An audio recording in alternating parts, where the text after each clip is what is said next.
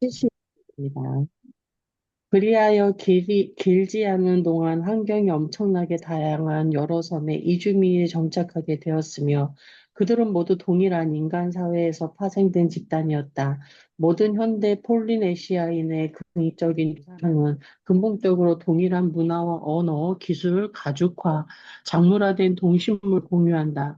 그러므로 폴리네시아 역사는 인간의 적응력을 적응할 수 있게 해주는 자연 발생적 실험인 셈이다.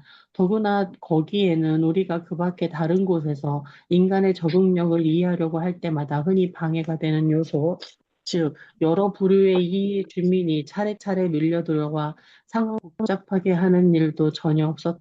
그러한 중간 규모 실험 속에서 모리오족의 운명은 그보다 규모가 작은 실험인 셈이다. 챔턴제도와 뉴질랜드의 환경 차이가 각각 모리오족과 마오리족에게 어떤 영향을 미쳤는지를 추적하는 일은 쉬운 편이다. 챔천대에 처음으로 이주한 선조 마리오족은 원래 농경민이었겠지만 마리오족의 열대 농작물은 챔편 제도의 한랭한 기후에서 자랄 수 없었다. 따라서 이주민들은 다시 수렵 채집민으로 되돌아갈 수밖에 없었다. 수렵 채집는 재분배나 저장을 할 만한 잉여 농산물을 생장하지 못하므로 사냥을 하지 않는 전문가, 군대, 관료 추장 등을 유지하고 먹여 살릴 수 없었다. 그들의 사냥감은 특별히 정교한 기술이 없어도 맨손이나 곤봉 등으로 충분히 잡을 수 있는 물고기, 바다표범, 조개류, 보금자리를 짓는 바다새들이었다. 더욱이 채턴은 비교적 작은 외딴 섬이었으므로 전부 합쳐야 2,000명 가량밖에 살 수 없었다. 접근할 수 있는 거리에는 이주할 만한 섬이 하나도 없었다. 모리오족은 챔턴 제도에 멀리 물러 있을 수밖에 없었으며 모두가 함께 살아가는 방법을 배워야 했다. 그리하여 그 전쟁을 포기했고 남자 신생아 일부를 거세함으로써 인구 가행으로 인한 갈등의 소지를 줄였다. 그 전쟁을 모르는 작은 집단이 되었고 그들의 기술과 무기는 단순했으며 강력한 지도층이나 조직력도 없었다. 그와는 대조적으로 폴리네시아에서 가장 큰 섬들인 뉴질랜드의 따뜻한 북부는 폴리네시아인이 농업을 하기에 적합한 환경이었다. 뉴질랜드에 남아있던 마리오족은 점점 수가 늘어나 10만 명을 넘어섰다. 그들은 국지적으로 인구 밀도가 높아져서 이웃 집단과 격렬한 전쟁을 만성적으로 벌였다.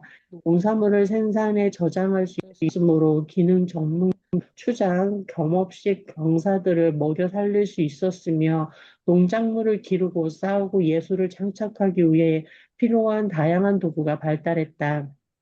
그들은 정교한 의식력 건축물을 짓고 성체를 수없이 세웠다. 그리하여 모리오리오족과 마리오족 사이에는 똑같은 조상 사이에서 갈라졌지만 서로 완전히 다른 방향으로 했다. 두 사회는 서로의 존재조차 의식하지 못한 채 살다가 여러 세기, 아마 500년 정도 지난 후에야 비로소 다시 만나게 되었다. 어느 날 표범을 사용하던 오스트레일리아의 배 한 척이 뉴질랜드로 가는 길에 챈턴 제도에 들러갔다가 그곳 소식을 뉴질랜드에 전했다. 그곳은 바닷고기와 조개가 풍부하고 호수에는 뱀장어가 가득하고 땅에는 카라 열매가 많이 난다. 매우 많지만 싸울 줄 모르고 무기도 없다. 바로 그 소식이 마리오족 900인 챔턴 제도로 몰아간 것이다. 그 결과는 짧은 기간에도 항상 공기 기술, 정치 조직이 전쟁 기술 등이 얼마나 걸밀지를 명하게 보여준다.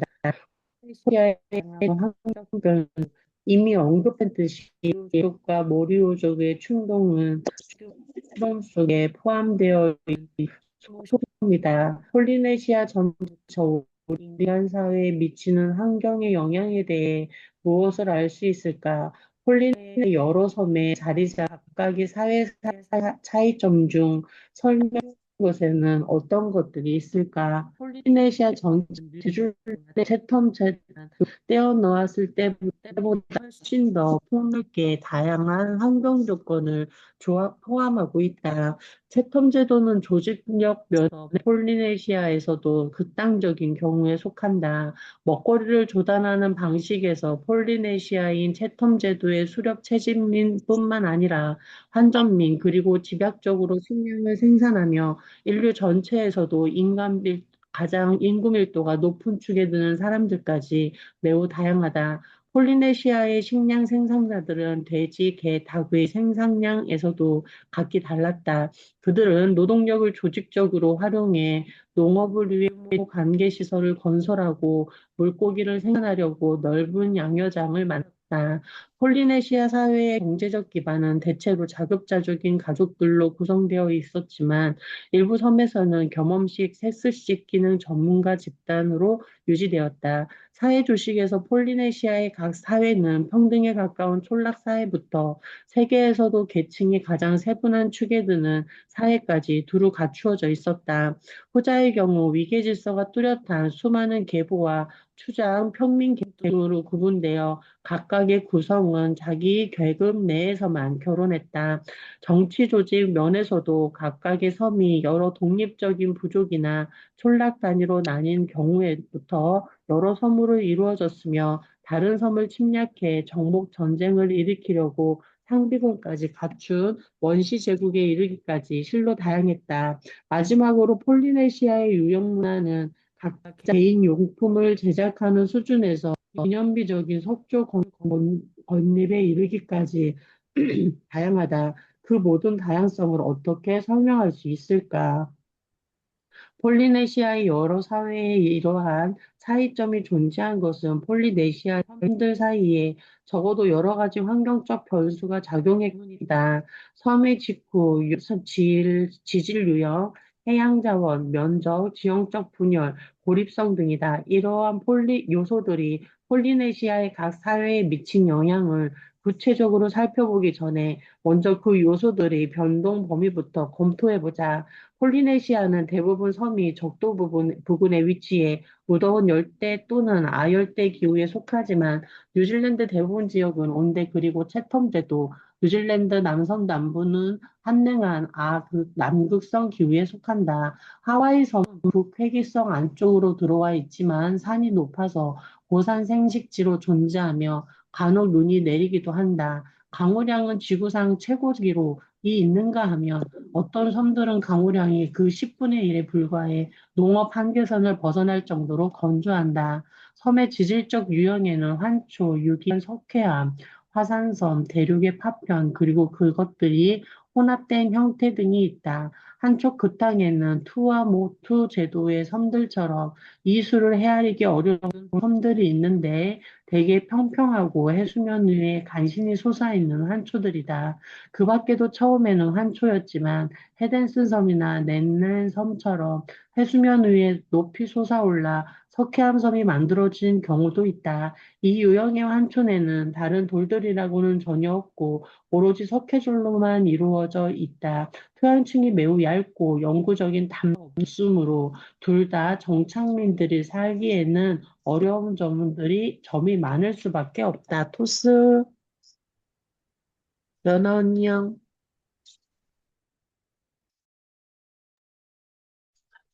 반대쪽 극단으로는 폴리네시아에서 가장 큰 섬인 뉴질랜드를 들 수 있다. 뉴질랜드는 곤드와나 대륙, 남반구 대륙인 남아프리카, 아프리카, 인도, 오스트레일리아, 남극 대륙이 하나의 대륙이었다는 가설상의 대륙의 파편으로서 오래전에 생성되었고 지질적으로 다양하며 철, 석탄, 금, 비치 등 광물 자원도 풍성하다.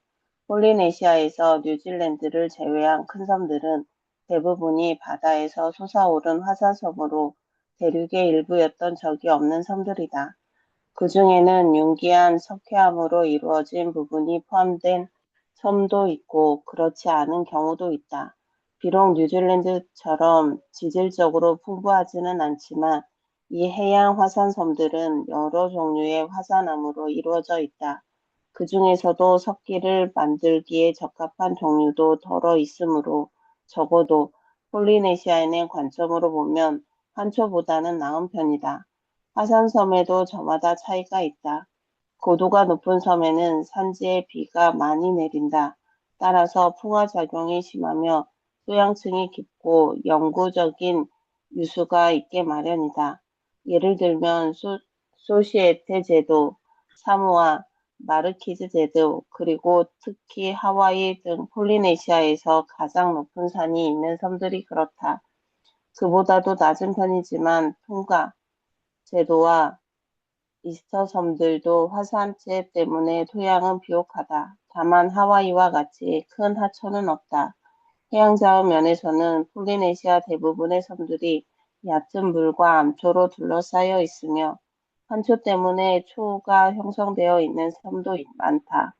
그러한 환경에서는 물고기와 조개류가 풍성하게 난다. 그러나 이스터 섬, 피켓 피케돈 섬, 마르키즈 제도 등 해안의 암벽으로 이루어져 있다. 또한 해저면의 경사가 가파르고 주변에 산호초가 없어서 해산물 생산량이 훨씬 떨어진다. 면적도 큰 변수가 된다. 사람이 영주하고 있는 섬으로는 폴리네시아에서 가장 작은 섬인 0.4제곱킬로미터의 아누타 섬도 있고 27만 제곱킬로미터에 가까워 소대륙으로 할 만한 뉴질랜드도 있다. 마르키즈 제도를 비롯한 일부 섬에서는 높은 능선과 가파른 절벽 때문에 주거 지역이 여러 개의 골짜기로 분리되어 있으며 반대로 통가 제도와 이스터 섬 등은 지형이 완만하여 통행에 장애가 없다. 마지막으로 고려해야 할 환경 변수는 고립성이다. 이스터 섬과 채텀 제도는 크고도 작은 다른 섬들로부터 멀리 떨어져 있으므로 일단 사람이 살기 시작하여 인간 사회가 구성된 후에도 바깥 세상과 철저히 격리된 상태로 발전했다. 뉴질랜드, 하와이, 마르키즈 제도 등도 매우 외딴 곳에 있지만 적어도 하와이와 마르키즈 제도의 경우 최초의 이주 후에도 다른 섬, 무리와 약간의 접촉은 유지하는 것으로 보인다. 또 세 섬 모두가 가까이에 붙어 있는 여러 섬으로 구성되어 있으므로 동일한 섬 무리 내에서는 접촉이 빈번했다. 폴리네시아의 기타 대부분의 섬도 서로 나름 빈번하게 접촉하는 편이었다. 특히 통가 제도는 피지, 사모아, 웰리 제도 등과 가까우므로 각 제도 사이에는 빈번한 왕래했으며 결국에는 통가인들이 피지를 점령하게 된 것이다. 환경 요인에 따른 먹거리의 작물화 방법. 폴리네시아의 다양한 환경에 대해 간략하게 살펴보았으므로 이제는 그러한 다양성이 폴리네시아의 여러 사회에 어떤 영향을 미쳤는지 확인하기로 하자. 먹거리 문제는 한 사회의 다른 측면에도 영향을 주기 때문에 우선 식량 사정부터 살펴보는 것이 편리하다. 폴리네시아에는 어획, 야생식물과 바다조개류와 각각류 채집, 육석조류와 번식 중인 바다새 수렵, 식량 생산 등의 다양한 혼합된 형태로 먹거리를 마련했다. 원래 대부분의 폴리네시아 섬에서는 포식자가 없는 상태에서 진화한 날지 못하는 대형 조류가 많다. 그 중에서도 뉴질랜드의 모아새와 하와이의 날지 못하는 거위 등이 가장 유명하다. 그러한 새들은 최초의 이주민에게 중요한 식량 공급원이었다. 특히 뉴질랜드의 남섬에 서식한 새들이 대표적인 경우로 그 새들은 손쉽게 잡을 수 있었으므로 대부분 전멸하고 말았다. 번식 중인 바다새들도 그 수가 급감하기는 했지만 일부 섬에서는 여전히 중요한 식량 공급원으로 남아 있었다. 해양 자원은 거의 모든 섬에서 중요한 것이었지만 이스터 섬, 피켓던 섬, 마르키즈 제도 등에서는 극히 제한적이었다. 따라서 그 지역의 사람들은 스스로 생산한 식량에 대한 의존도가 특히 높을 수밖에 없었다. 폴리네시아인의 선조들은 돼지, 닭, 개, 이 3종의 가축화된 동물을 들여왔지만 폴리네시아 내의 다른 동물들을 가축화하지는 못했다. 많은 섬이 그 3종을 모두 존속시켰지만 고립성이 심한 일부 섬에서는 그 중에 한 정도는 그 이상이 없어졌다. 칸으로 운반된 가축들이 이주민의 긴 항해 기간 동안 살아남지 못했거나 죽어 없어진 가축종을 외부에서 다시 들여오기 쉽지 않았기 때문이었다. 예를 들어 고립되어 있는 뉴질랜드에는 개만 남았고 이스터 섬과 티코피아 섬에는 닭만 남았다.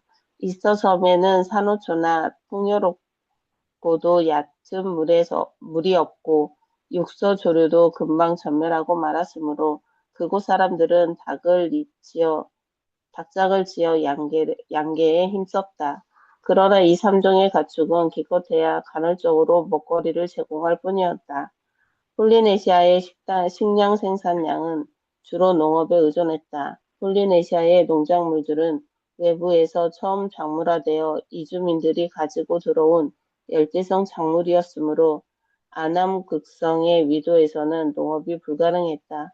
그래서 뉴질랜드 남섬의 한랭한 남부 지역과 채텀 제도에 정착한 사람들은 일찍이 선조들이 수천 년에 걸쳐 시켰던 농업을 포기하고 다시 수렵 채집민이 될 수밖에 없었다.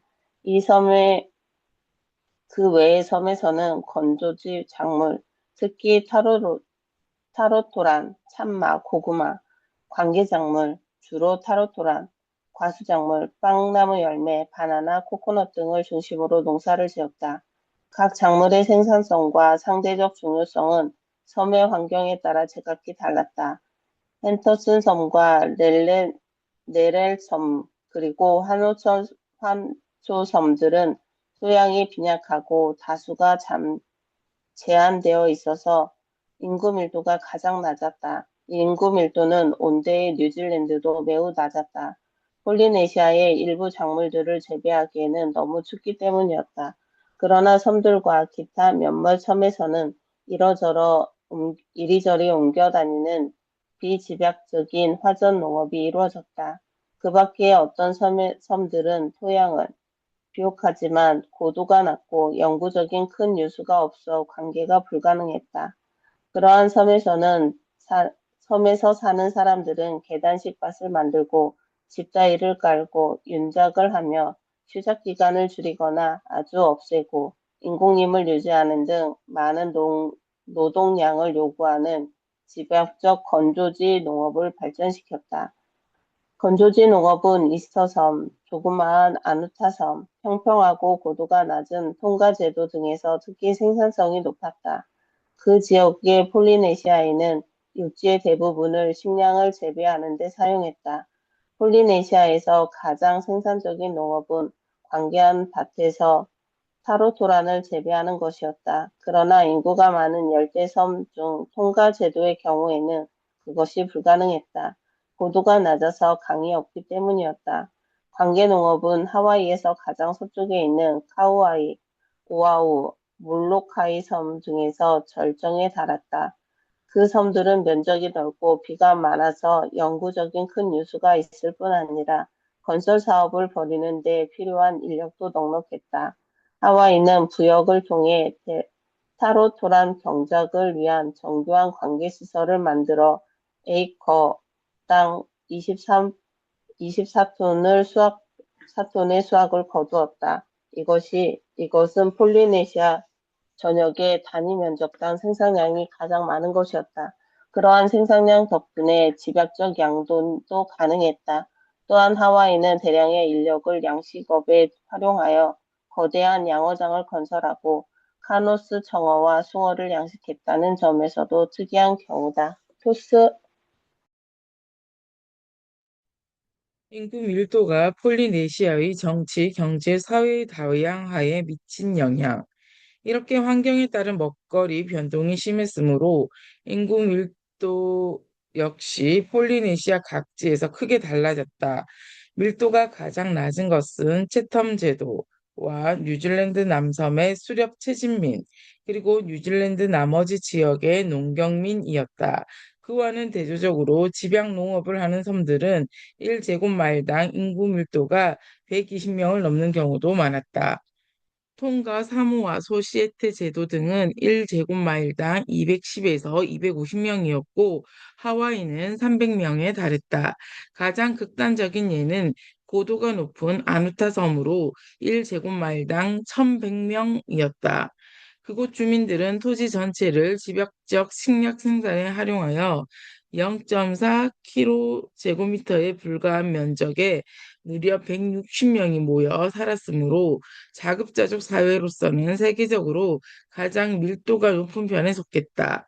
아누타의 인구 밀도는 현대의 네덜란드보다도 높아서 방글라데시아와 맞먹을 정도였다. 인구 규모는 인구 밀도의 면적을 곱한 값이다. 여기서 면적이란 특정한 섬의 면적이 아니라 정치적 단위의 면적으로 그것은 하나의 섬보다 넓을 수도 있고 좁을 수도 있다. 서로 가까이 있는 섬들이 하나의 정치적 단위로 결합될 수도 있고 반대로 지형의 기복이 심한 큰 섬 하나가 여러 개의 독립적인 정치적 단위로 분리될 수도 있는 것이다. 그러므로 정치적 단위의 면적은 섬의 면적에 따라 달라질 뿐만 아니라 그 섬의 지형적 분열이나 고립성에 따라서도 달라졌다. 섬 내부의 통행에 강력한 장애물이 없는 작고 고립된 섬들의 경우에는 섬 전체가 정치적 단위가 되었다. 그보다 큰 섬들은 정치적으로 통일되지 못한 경우가 많았다. 그 이유는 전체 인구가 각각 몇십 명쯤의 수렵 체집민으로 이루어진 여러 무리로 분산되었거나 농경민들이 넓은 지역에 뿔뿔이 흩어져 있거나 농경민들이 밀집해 살지만 기복이 심한 지형 때문에 정치적으로 통일되지 못했기 때문이다. 예를 들어 마르키즈 제도의 경우 서로 이웃한 계곡에 사는 사람들도 가파른 절벽 때문에 주로 바다를 통해서 왕래를 했다. 각각의 계곡은 수천 명의 주민들로 구성된 독립적이고 정치적인 통일체였으며 마르키즈 제도의 큰 섬들은 대부분 그와 같은 여러 개의 통일체로 분리되어 있었다. 톤가, 사모아, 소시에테, 하와이 제도 등의 지형을 섬들 사이의 정치적 통일을 가능케 했다. 그래서 10,000명 또는 그 이상의 정치적 단위들이 생겨났다. 톤가 제도는 섬 사이의 거리 및 이웃한 제도들과의 거리가 상당히 가까운 편이었으므로 나중에는 인구 4만 명을 거느린 다도 제국도 탄생할 수 있었다. 그리하여 폴리네시아의 정치적 단위는 그 크기가 수십 명에서 4만 명까지 다양했던 것이다. 정치적 단위의 인구 규모는 인구 밀도와 더불어 폴리네시아의 기술 및 경제적, 사회적, 정치적 조직에 영향을 미쳤다. 일반적으로 규모가 크고 밀도가 높을수록 기술과 조직은 점점 복잡해진다. 그 이유에 대해서는 뒤에 나올 여러 장에서 자세히 다룰 것이다. 간략히 설명하자면 인구 밀도가 높으면 전체 인구의 일부만 농경민이 되었지만 그들은 집약적 식량 생산에 동원되어 비생산자들을 먹여 살릴 잉여 농산물을 수확했다는 것이다. 뚝 막내가. 농경민들을 동원하는 비상상자에는 추장, 사제, 관료, 무사계급 등이 있었다. 규모가 큰 정치적 단위들은 많은 노동력을 동원해 관계시설이나 양어장 등을 건설함으로써 식량 생산을 더욱 집약할 수 있었다. 이러한 발전은 통가, 사모아, 소시에터 제도 등으로 특히 두드러졌다. 그 모두가 폴리네시아 기준에서는 비옥한 인구가 밀집되고 상당히 넓은 편에 속했다. 이러한 경향은 폴리네시아의 열대 섬 중 가장 큰 섬인 하와이 제도에서 결정에 달했다. 하와이의 인구 밀도가 높은 면적이 넓어서 추장들이 동원할 수 있는 노동력 규모도 매우 컸다. 인구 밀도, 인구 규모와 관련해 폴리네시아의 여러 사회에는 과 같은 다양성이 생겼다. 우선 경제적 체제가 가장 단순한 섬들은 인구 밀도가 낮거나 인구수가 적거나 밀도도 낮고 인구수도 적은 경우였다. 그러한 사회에서는 각 가정에서 필요한 물건을 직접 만들었다. 경제적 전문화는 거의 이루어지지 않았거나 전혀 없었다. 전문화 정도는 면적이 넓고 인구가 밀집될수록 더 커졌으며 사모아 소시에테 특히 통가와 하와이 제도에서 절정에 달했다.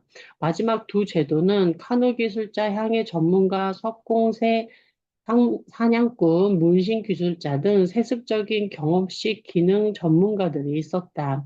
사회적 복잡성도 마찬가지로 다양했다. 이 점에서도 챔천제도와 화초섬들이 가장 단순하고 가장 평등한 사회였다.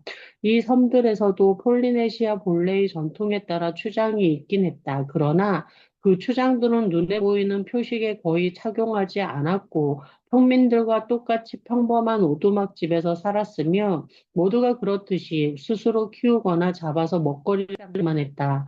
사회적 표식과 추장의 권력은 인구 밀도가 높아서 정치적 단위가 큰 섬일수록 커졌다. 특히 통가가 소시에터 제도에서 두드러졌다. 사회적 복잡성과 역시 하와이 제도에서 절정에 달했는데 추장 계급에 속한 사람들이 모두 8개 위계 계보로 세분화될 정도였다. 추장계복의 구성원들이 평민과 섞이지 않고 자기들끼리 결혼했으며 때로는 남매나 배다른 남매가 맺어지기도 했다. 평민들은 계층이 높은 추장 앞에서 반드시 엎드려야 한다. 추장계복, 관료, 인류기능, 전문가 등의 구성들은 모두 식량 생산을 위한 노동에서 해방되었다. 전치 조직도 동일한 개항을 띄었다. 채턴 제도와 환초섬에서는 추장들이 장악한 장원이 별로 없었고 의사결정은 모두 참여하는 토론을 거쳐 했으며 토지 소유권은 추장의 것이 아니라 공동체 전체의 것이었다. 그러나 인구가 밀집되고 더 큰 정치적 단위에서는 추장에게 더 많은 권위가 집중되었다. 정치적 복잡성은 통가와 하와이에서 극에 달했다. 세습적 추장들의 권력은 다른 지역 왕에 필적한 정도였고, 토지는 평민이 아닌 추장이 통제했다. 추장은 자기가 임명한 관료들을 대리인으로 삼아 평민들에게서 식량을 징발했고, 평민들을 직용해 대규모 건설 공사를 벌였다. 그러한 공사 형태는 섬마다 달라서 하와이에서는 관계시설과 양효장, 마르키즈에서는 춤과 축제를 위한 건물, 통가에서는 추장의 그리고 하와이, 소시에터 제도, 이스탐섬 등지에서는 신진을 건설했다. 18세기에 유럽인들이 들어온 무렵 통가사는 이미 제와 정한 한국이 되었다. 통가도는 지역이 각각에 이루어졌고 그 큰 섬 몇 개도 지형이 분열되지 않았으므로 가까이의 섬은 추장 한 명을 중심으로 통일되어 있었다. 그러다 통가제도에서 가장 큰 섬의 세습적 추장들이 제도 전체를 통일했고 결국에는 제도 밖에 있는 섬들도 최고 800km 가량 떨어진 거리까지 정복했다. 그들은 피지, 사모와 장거리 교역을 빈번하게 했고 피지에는 통가인 정착촌을 만들었으며 피지를 공격해 정복하기 시작했다. 이 해상 원시 제국의 정복, 통치 수행한 것은 150명까지 탈 수 있는 대형 카누를 갖춘 해국인이었다. 여기까지 할게요. 7월 8일 오늘 여기까지 하고요.